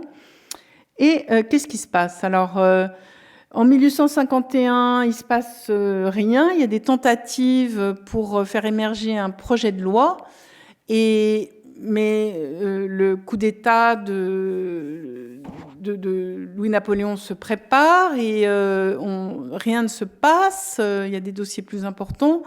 Et début 1852, Viollet-le-Duc sort du bois. Il s'empare du dossier politiquement et il donne un argumentaire à l'archevêque, parce que bien qu'il soit anticlérical, parfois anticlérical, parfois, pas toujours, mais surtout agnostique, il n'a aucun problème à collaborer avec l'archevêque. Il lui fait une note au début de l'année 1852 qui explique noir sur blanc quels sont les problèmes d'archéologie du bâti sur Notre-Dame. Côté méridional du chœur, il y a un grand travail de maçonnerie qui a été fait pour stabiliser le chœur méridional qui en avait grandement besoin. On comprendra encore mieux pourquoi après, mais j'ai déjà parlé tout à l'heure de ce problème. Mais la stabilité du côté nord du chœur est très compromise, dit Viollet-le-Duc. La stabilité des grands arcs-boutants du côté nord est très compromise et menace l'équilibre des voûtes à l'intérieur de Notre-Dame, du côté nord du chœur. Et donc, il faut encore un très gros budget. Il l'explique. La nef est dans un état déplorable. Les couvertures des chapelles et tribunes laissent passer les eaux pluviales. Le pignon au transept du sud est en surplomb. On a une détérioration continue du revers de la façade orientale et les voûtes intérieures sont dans un grand état de délabrement. Voilà une vue du transept sud pour étayer un petit peu le propos de Viollet-le-Duc avec un échafaudage ici pour soutenir, probablement dans ces années-là, un peu plus tard. Et puis, le deuxième volet de l'argumentaire de Viollet-le-Duc, eh bien, il est politique. Il a compris que le grand paradigme de l'Empire, c'était l'union des sciences, des arts et de l'industrie, dont on a vu le grand déploiement pendant l'exposition universelle de Londres en 1851 au Crystal Palace. Et il explique à l'archevêque que c'est ça l'argument. La restauration va permettre de faire renaître des industries nationales qui étaient mortes ou en déclin, la sculpture ornementale, le plomb repoussé, les vitraux. D'ailleurs, ces restaurations, elles vont amener des débouchés à l'étranger. Par exemple, déjà, les vitraux pour le chœur de l'église Saint-Laurent à Paris par Auguste Gallimard ont reçu un prix à l'exposition de Londres en 1851. Donc voilà, par exemple, des entreprises qui vont pouvoir avoir des prix et des débouchés à l'étranger grâce aux restaurations et à la restauration de Notre-Dame. Et puis, les ouvriers qui vont travailler sur ces chantiers-là, on va pouvoir en faire un corps d'élite, dit Viollet-le-Duc. Un corps d'élite, c'est-à-dire des ouvriers extrêmement professionnels qui, on le comprend bien, vont être des ouvriers qui vont soutenir le régime, en tout cas pas contester. Et d'ailleurs, on sait bien qu'en 1851, des ouvriers ont été envoyés en délégation à Londres. Et voilà, je vous montre dans l'optique de la propagande napoléonienne rééditée à l'époque, des ouvriers qui déballent à Londres une statue de Napoléon pour recréer, reconvaincre de l'avenir de la saga napoléonienne. Donc les ouvriers, on va pouvoir aussi les conquérir. Alors, l'archevêque, il engrange les arguments de Viollet-le-Duc et il écrit à Fortoul, le ministre en charge des cultes, en reprenant tous ces arguments de Viollet-le-Duc. Et Fortoul lève l'enclume budgétaire en 1853, mais ce sera dans le cadre d'un régime autoritaire, c'est-à-dire qu'il va accepter le budget énorme, 5 900 000 francs à l'époque, c'est donc beaucoup plus important que la loi de 1845, mais ce sera réétudié au cas par cas chaque année, et évidemment il n'y a pas de loi, on est quand même dans le cadre d'un régime autoritaire. Alors, en 1852, encore, Monseigneur Cibourg, qui apparemment voit de temps en temps l'empereur qui vient à la cathédrale de temps en temps, fait une proposition supplémentaire par rapport à ces arguments. Il y a tout un texte dans lequel il explique qu'il faut faire de Notre-Dame encore autre chose pour la gloire de l'Empire. Voilà, pour votre gloire, sire. Alors, plusieurs volets, je ne peux pas m'appesantir très longtemps, mais en fait, il propose de faire une sorte de galerie des illustres à l'intérieur de Notre-Dame. Il plaçait des monuments de grands personnages politiques et religieux de l'histoire de France. C'est l'archétype du sauveur, la grande figure nationale. Voilà, il propose d'investir Notre-Dame pour ça. Il propose que soit créé un musée religieux à côté de Notre-Dame et il propose que soit créé un cloître qui ait une fonction à la fois publique et religieuse. Il pourrait servir à des processions publiques et aussi à des processions religieuses. On est dans l'hybridation du religieux et du civil par Monseigneur Cibour, qui apparemment est dans une grande tentative de séduction du politique. Et puis, en 1854, il poursuit encore avec des idées urbaines. Il semble que personne ne lui ait rien demandé. Pourtant, il prend une sorte d'initiative parce qu'il sait peut-être que le directeur de l'assistance publique de l'époque, Armand Husson, est en train de réfléchir à la future implantation de l'Hôtel-Dieu, qui est toujours donc au flanc sud de Notre-Dame, un petit peu devant. Je montre les deux faces ici, côté Seine et côté du parvis Notre-Dame. Voilà, on discute déjà à ce moment-là de détruire ce bâtiment et de le refaire dans un tout autre quartier. Et Monseigneur Cibour, c'est peut-être ça. Mais alors, il s'engouffre dans des projets de rénovation urbaine en proposant, c'est lui qui propose, que la rue du Cloître Notre-Dame soit raccourcie pour retracer la rue d'Arcole et qu'elle arrive vraiment dans l'axe de la tour nord, ici, ce qui nécessite de détruire une partie de la rue du Cloître Notre-Dame. Et il propose tout simplement que l'île de la Cité devienne, je le cite, un quartier à la fois dédié à la religion et à la justice. Alors là, il y a toute une abondance de projets de bâtiments religieux qui sont avancés par Monseigneur Cibour, qui pense que l'empereur va lui donner satisfaction. Il propose de faire, là je montre un dessin de Viollet-le-Duc et Lassus, qui ont accepté de faire ça à la demande de Cibour pour envoyer ça au ministre. De reconstruire évidemment le palais de l'archevêché, c'est probablement ce bâtiment-là, dans le dessin de Viollet-le-Duc et Lassus. De détruire l'Hôtel-Dieu, mais de le replacer, je pense, ici, parce qu'on a une architecture qui est plutôt pavillonnaire, semble-t-il. Et puis de transférer le séminaire de Paris, celui de la place Saint-Sulpice, le grand séminaire, le petit séminaire, et puis aussi la faculté de théologie. C'est-à-dire qu'en fait, il fait une cité religieuse qui est plus une cité religieuse que ça ne l'a jamais été, y compris au Moyen-Âge, puisque il y avait la faculté de Paris de théologie n'était pas sur le territoire de la cité au Moyen-Âge, elle était sur l'autre rive. Donc c'est vraiment une sorte de néo-médiévalisme, et en même temps, c'est quelque chose qu'il veut voir servir la gloire de l'Empire, et évidemment la justice avec la Sainte-Chapelle et le palais de justice ici. Donc la religion et la justice, et Lassus et Viollet-le-Duc qui ont fait ce projet pour alimenter les idées de Monseigneur Cibour. Mais ça ne marche pas, il n'y a pas d'écho de la part du pouvoir. Le pouvoir simplement trie un petit peu dans toutes les idées ambiantes. Et comme vous le savez, en 1864, le percement de la rue d'Arcole va être opéré. Je montre une image avec aussi les fondations du futur Hôtel-Dieu qui va être déplacé du sud au nord de l'île de la Cité. C'est-à-dire il reste sur l'île de la Cité, l'Hôtel-Dieu, mais il est transféré au nord. Ce qui va... Le magnifique bâtiment de Germain Beaufrand, l'ancien hospice des enfants trouvés, va être démoli. C'est un chef-d'œuvre de l'architecture de l'époque moderne, au passage. Et donc, voilà la nouvelle rue d'Arcole. Et toute cette partie-là de l'ancienne île de la Cité va être démolie, et le bâtiment de l'assistance publique pour faire le nouvel Hôtel-Dieu que vous connaissez. Voilà. Et l'ancien Hôtel-Dieu va être détruit dans les années 1874, parce que la Troisième République va continuer ses travaux.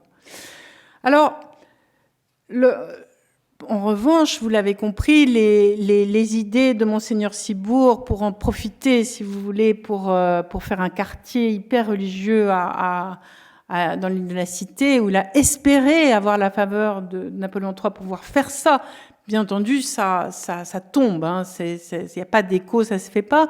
Et Viollet-le-Duc doit le comprendre très rapidement. Il a pas mal de sensibilité politique. Et on voit bien qu'en 1856, il se recentre sur Notre-Dame Monument et que vraiment dans ce moment-là, c'est lui qui s'impose pour rendre, comme il le dit lui-même dans la monographie qu'il fait paraître avec Ferdinand de Guillermy, la dignité et la richesse au sanctuaire à partir de 1856. Et en fait, c'est lui qui, paradoxalement, après que Monseigneur Ciboure ait voulu injecter du substrat politique dans un édifice religieux et son environnement, c'est lui qui va s'imposer pour redonner du substrat religieux. Paradoxe de l'époque et de ses turbulences. Alors, on poursuit le relèvement de la statuaire ornementale. Ici, je montre la photographie de la Vierge à l'enfant avant sa pose à la Galerie de la Vierge.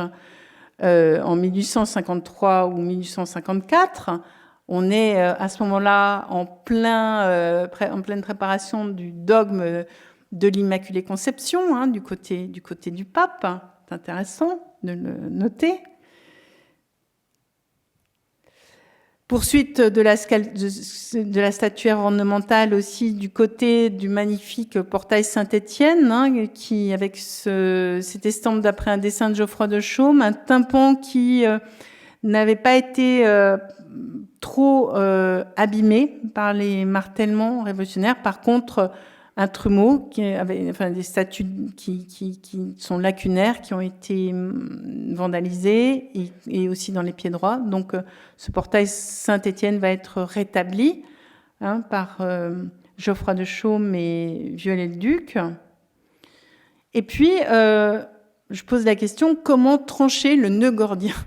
C'est comme ça que j'ai appelé le sujet, le nœud gordien du cœur de Robert de Cotte. Comment faire pour régler ce problème, ces plaquages de marbre, ces voûtes ogivales qui ont été dissimulées par des voûtes en plein cintre, et puis ces statues, qu'est-ce qu'on fait ? Alors, le baptême du prince impérial, vous savez, a lieu en juin 1856. Je rappelle aussi que Napoléon III, pour pour tenter d'avoir une relation forte avec le pape, a demandé au pape d'être le parrain du prince impérial. Le pape ne vient pas au baptême, mais le pape est quand même le parrain du prince impérial. Et on voit dans cette photo que voilà, on a une tentation un petit peu néogothique, un dé néogothique ici, et puis une polychromie qui est rendue dans la nef. Une polychromie, comme on le voit assez bien sur cette photo, qui est stylisée et qui est plutôt maîtrisée par Lassus. En fait, il y a un grand désir à l'époque de faire de la polychromie dans l'esprit de ce qui a été fait pour reproduire celle des édifices antiques, et en essayant de se persuader que dans les édifices médiévaux, il y avait de la polychromie. Mais tous ces préparatifs du baptême sont une occasion pour Viollet-le-Duc de réfléchir à l'aménagement du futur chœur de Notre-Dame, qui est quand même un élément évidemment considérable de la restauration. Et étant donné qu'aucune idée ne vient de l'archevêque, il n'y a absolument aucun, on voit dans les papiers, en tout cas qui subsistent dans les archives, on ne voit absolument pas la question ait fait l'objet d'une réflexion de la part de Ciboure, alors que pourtant c'est quand même une question très importante. Le cœur d'un édifice religieux, normalement on n'y met pas des statues d'hommes politiques, c'est l'espace sacré par excellence. Donc c'est une question quand même qui est véritablement liturgique, religieuse. Pourtant, on a l'impression que l'archevêque s'en désinvestit. Et donc Viollet-le-Duc, lui, va s'investir. Alors, il n'y a pas que la question des statues, il y a aussi, est-ce qu'on rétablit un jubé, est-ce qu'on rétablit des stalles néogothiques, est-ce qu'on rétablit un maître-autel néogothique? Et évidemment, Viollet-le-Duc peut avoir beaucoup de tentations, on le sait bien, il aime beaucoup le néogothique, il est un esthète et un créateur du néogothique. Donc voilà une reconstitution faite par Viollet-le-Duc, hein, du jubé gothique, de la grille de chœur gothique et du maître-autel gothique de Notre-Dame et des stalles. Alors est-ce qu'il va faire ça? En plus, à Clermont-Ferrand, en 1851, il a fait ce maître-autel qui est néogothique. Alors pourquoi pas à Notre-Dame? Mais non. Mais non, parce qu'il va être dans la tempérance monumentale. Hein. Il ne va pas tomber dans l'excès. Et ça, vraiment, il faut le souligner. Il livre une note le 19 mai 1856 à Cibourg, hein, qui est encore en vie, pas pour très longtemps. Et il explique dans sa note que le chœur de Robert de Cotte doit être complètement retraité pour une raison tout simplement constructive, parce que le plaquage du marbre a affaibli les piliers du chœur, tout simplement. Et donc on ne peut pas se permettre sur le plan constructif de laisser comme ça ou de restaurer du marbre en faisant semblant, parce que on aurait un problème constructif après. Il l'explique en détail ici. Et ensuite il dit... voilà, en ce qui concerne la décoration, les décorations autour, on ne peut pas la refaire parce que quand même elle a été vandalisée. Et en revanche, les statues du vœu de Louis XIII, eh bien, moi je propose de les préserver, de les replacer. Hein. Elles sont reparties de Notre-Dame, je le rappelle, depuis de la monarchie de Juillet. Il propose de les replacer. Et là, c'est assez magnifique, la tempérance de Viollet-le-Duc, pour respecter l'intention religieuse de ce prince. Ce prince, c'est Louis XIII qui avait eu cette intention religieuse de dédier la patrie à la Vierge, hein, en hommage, en remerciement de l'avènement de son fils Louis XIV. Donc, c'est une proposition qui est en fait tempérante. Il abandonne ses idées de reconstruire intégralement du néogothique. C'est un extrait d'archives inédites.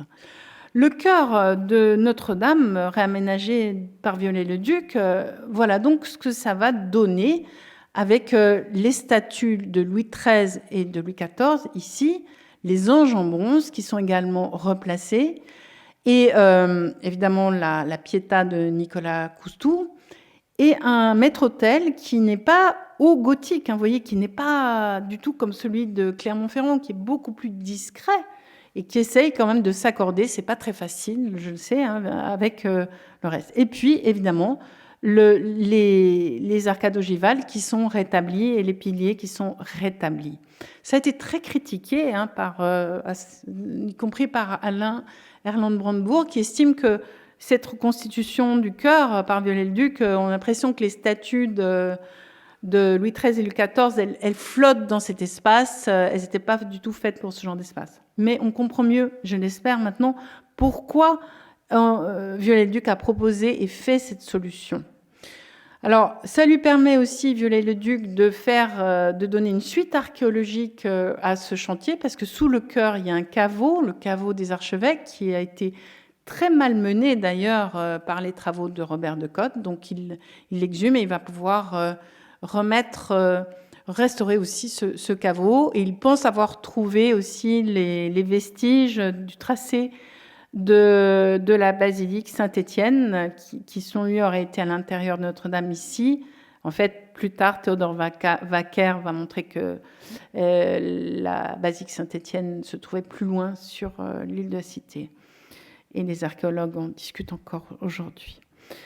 Et puis, du côté des percements, vous le savez, Viollet-le-Duc va refaire des percements d'oculi ici, correspondant à des percements du XIIe siècle, hein, qu'il ne va pas faire partout.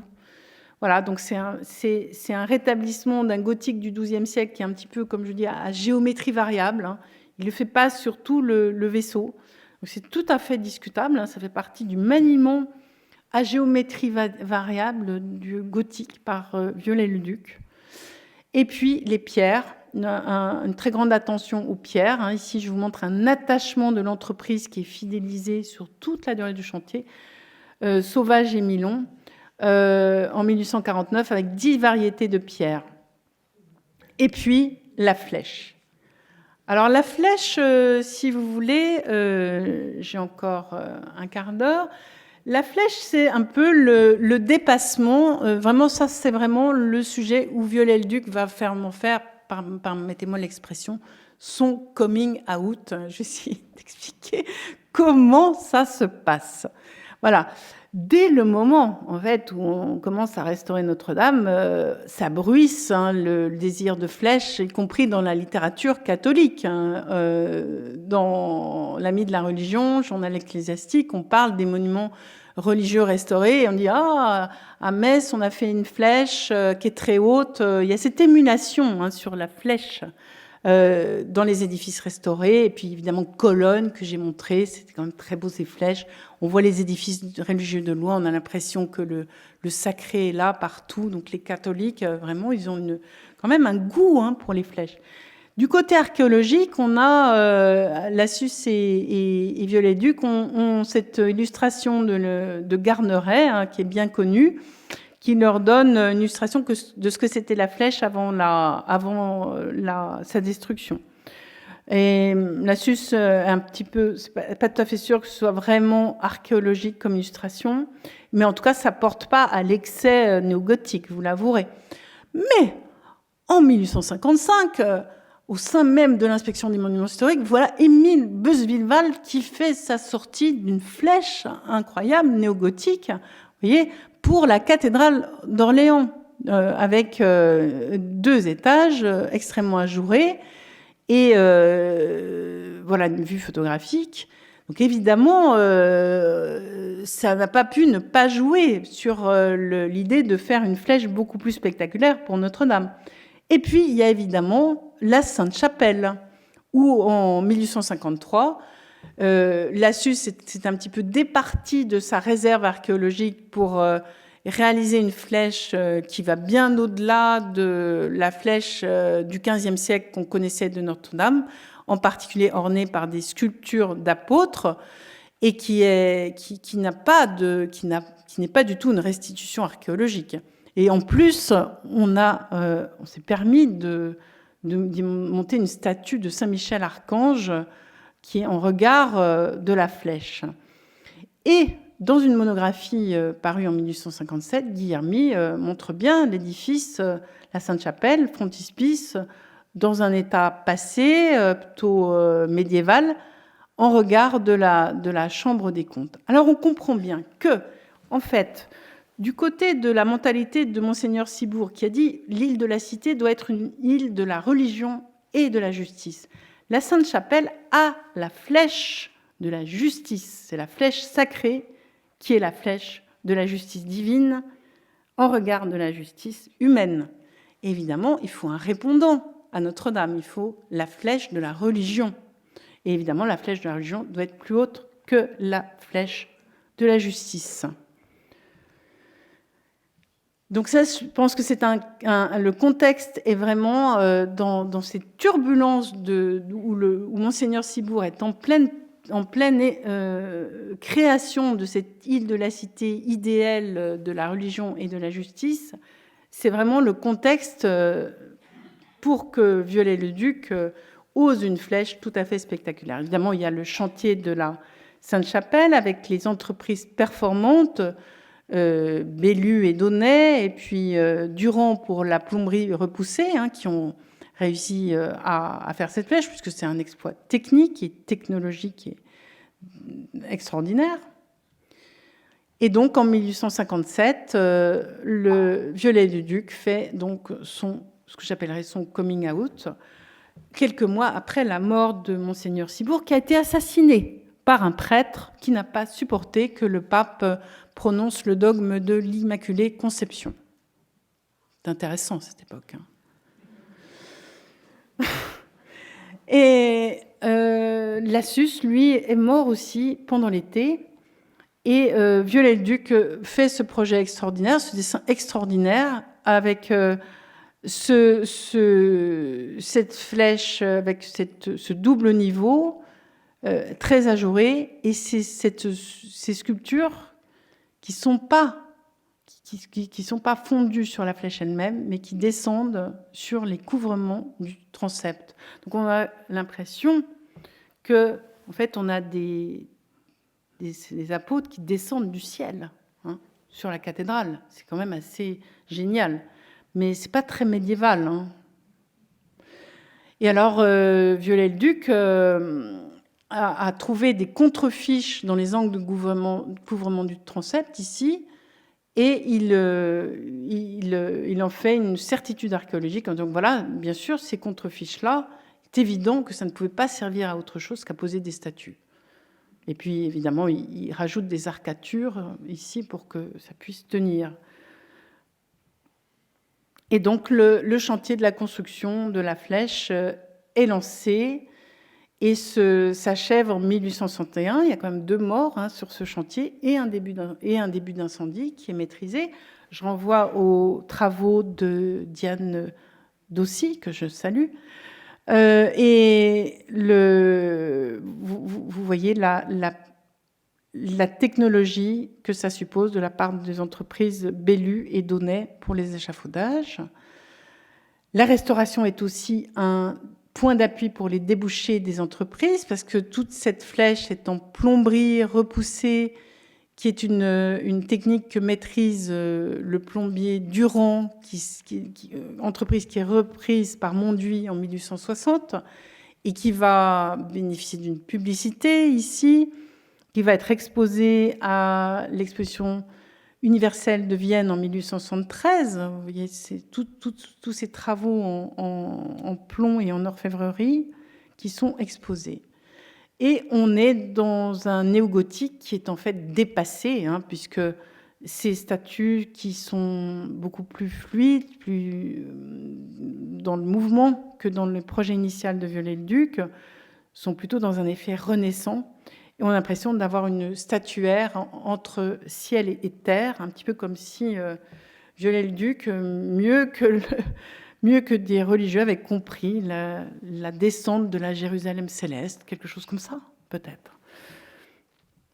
Et puis la cathédrale va être consacrée juste après l'achèvement de la flèche en 1864, dans un moment d'extrême tension avec la papauté. Pourquoi ? Parce que le pape, en 1864, qui est donc menacé dans ce qu'il lui reste de ses états pontificaux, hein, en large partie à cause de Napoléon III qui l'a lâché, hein, devient de plus en plus rigide. Ce pape Pie IX, voilà, il est de plus en plus rigide et il publie une encyclique appelée le Syllabus, dans lequel il pourfend tout ce qui est moderne. Enfin, c'est une bréviaire du conservatisme, mais vraiment le plus rigoureux dans le domaine de la vie politique, intellectuelle. Enfin, l'idée républicaine, c'est même pas la peine d'y penser, c'est presque diabolique.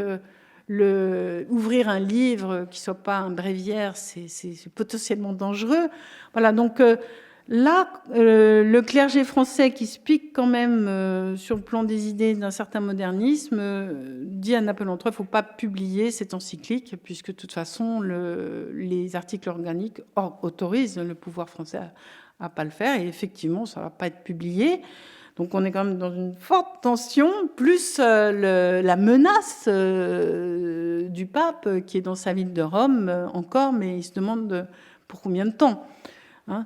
Et le nouvel archevêque, c'est l'archevêque d'Arbois, hein, qui a été nommé par Napoléon III, tout de même avec l'accord du pape, mais alors qui cumule un petit peu toutes les fonctions. Hein. Il est archevêque, il est également sénateur, comme l'était Ciboure, et il est aussi grand aumônier de l'empereur. Hein. Ça fait beaucoup de missions, hein, vous le comprenez. Hein, dans une question du trône et de l'autel, là, quelquefois, ça ne doit pas être très facile d'y retrouver ses repères. Et la cathédrale est tout de même consacrée. Et comme je l'ai écrit ici, on peut se demander si cet achèvement n'est pas un rôle aussi d'amortisseur de toutes ces turbulences politico-religieuses. Enfin, rien ne se fait dans la paix dans ces circonstances. Mais tout de même, on a une dédicace qui a pu être arrachée au pape. Et le comble du paradoxe de la décoration religieuse, c'est que le parachèvement du relèvement religieux est confié également à Viollet-le-Duc. J'aurai l'occasion, j'espère, d'en parler plus amplement, avec un manifeste qu'il énonce sur la décoration murale dans les édifices religieux médiévaux et Notre-Dame qui lui permet de déployer ses idées avec une décoration très stylisée qui tient un petit peu du livre, un petit peu ruskinien, avec une décoration végétale, décoration stylisée, surtout pas de perspective d'architecture. Vous voyez ici un décor pour la chapelle Sainte-Anne qui est à peu près prête en 1864. Les décors pour la chapelle Saint-Ferdinand, la chapelle Saint-Louis et la chapelle Saint-Denis. Et puis les chapelles dédiées à des personnages ou à des œuvres de charité. Et là, on voit que les idées de Monseigneur Affre ont tenu. C'est-à-dire chapelle Saint-François-Xavier, la chapelle de la Sainte-Enfance, voilà, vont être décorées et maintenues dans ces titulatures par Viollet-le-Duc, avec ici une statue de Geoffroy de Chaume symbolisant la Sainte-Enfance. Et Viollet-le-Duc va même, comme vous le savez, vers des objets liturgiques les plus sacrés, y compris le reliquaire de la Sainte Couronne d'Épines, qui est fabriqué par Poussielgue-Duron, qui est financé non pas par l'État, mais par le chapitre de Notre-Dame. Alors, je montre aussi ces aspects commerciaux du goût gothique à l'époque, avec à gauche un gisant et un rétable qui avaient été montrés à l'exposition de Londres en 1851, et puis à droite, l'ostensoir de Viollet-le-Duc pour Notre-Dame, montré à l'exposition de 1867 à Paris, à côté d'un tabernacle néogothique espagnol. Oui, tout ça, c'est aussi une chose commerciale. Tous ces objets religieux, il y a un marché commercial pour les entreprises pour ça. Et en épilogue, pour la période suivante, je rappelle que donc Monseigneur Darbois, qui a donc consacré la cathédrale en 1864, a été exécuté pendant la Commune, et qu'il avait proposé une négociation à tiers pour échanger des captifs des communards, dont lui, environ 70, contre Blanqui, qui était détenu par le pouvoir régulier. Et Thiers a décliné cette proposition.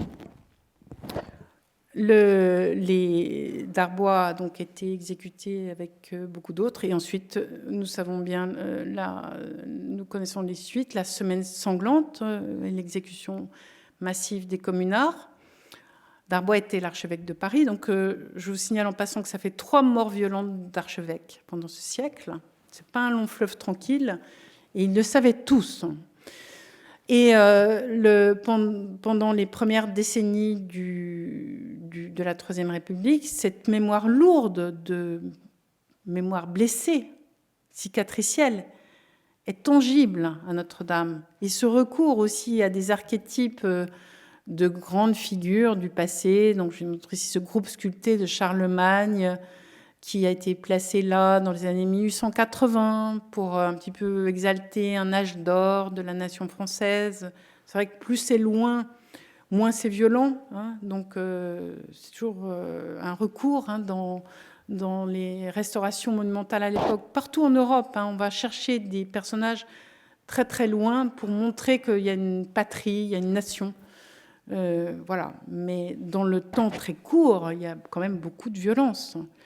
Et je n'ai pas pu résister, en tant qu'historienne, à vous montrer aussi cette prière de l'archevêque Richard en 1893, donc un an après l'encyclique Rerum Novarum, au milieu des vicissitudes du pape Léon XIII, qui fait son aggiornamento par rapport à Pie IX.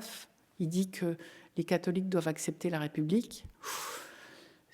pour beaucoup de catholiques français, c'est un peu difficile. Et les mémoires des violences sont très vives. 1893, pourquoi il y a une prière comme ça en 1893, à votre avis, qui a une allure d'oraison nationale? Eh bien, c'est parce que c'est l'anniversaire de 1793. Donc, cette prière, elle recèle vraiment la mémoire dans le temps court de toutes ces blessures nationales qui sont en quelque sorte portées par l'archevêque Richard, qui vient lui-même de faire son aggiornamento en acceptant l'idée qu'il fallait adhérer à Rerum Novarum, ce qui n'était pas son idée au départ, ce qui était plutôt l'idée de l'archevêque Lavigérie, qui a un petit peu essayé de faire les bons offices. Et donc, toutes ces mémoires blessées, ces souvenirs très présents encore de la commune, la mémoire des destructions révolutionnaires sont très présentes. Et Marie, la Marie du XIVe siècle, est vraiment la figure de l'imploration auprès de laquelle on implore la guérison de la patrie. Et je n'ai pas pu résister à vous la montrer là où elle est montrée actuellement dans l'église Saint-Germain-l'Auxerrois. Donc cette prière, elle est prononcée en commémoration de profanation subie à la cathédrale en 1793, mais c'est vrai que le travail d'apaisement des blessures des uns et les autres, on le sent, n'est pas encore fait à cette époque. On sent que les blessures sont vives et qu'on a encore très peur des révolutions. Si vous lisez le texte de Monseigneur Richard, c'est très frappant. On sent une peur à l'égard du peuple révolutionnaire de France. Et un recours qui est là pour les saints de la France, les illustres, c'est-à-dire les archétypes qui servent à se protéger à l'époque. Voilà. Je voudrais remercier, en terminant, Jean-Charles Forgeret, Carole L'Enfant, Isabelle Morin-Loutrel, que je vois dans la salle, l'abbé Ploy, Laurent Prade, Fabienne Caroux et Vincent Touzy, qui ont pu échanger avec moi, me faciliter l'accès dans les archives et les collections. Je les en remercie beaucoup. Et je termine par ce dessin de Viollet-le-Duc.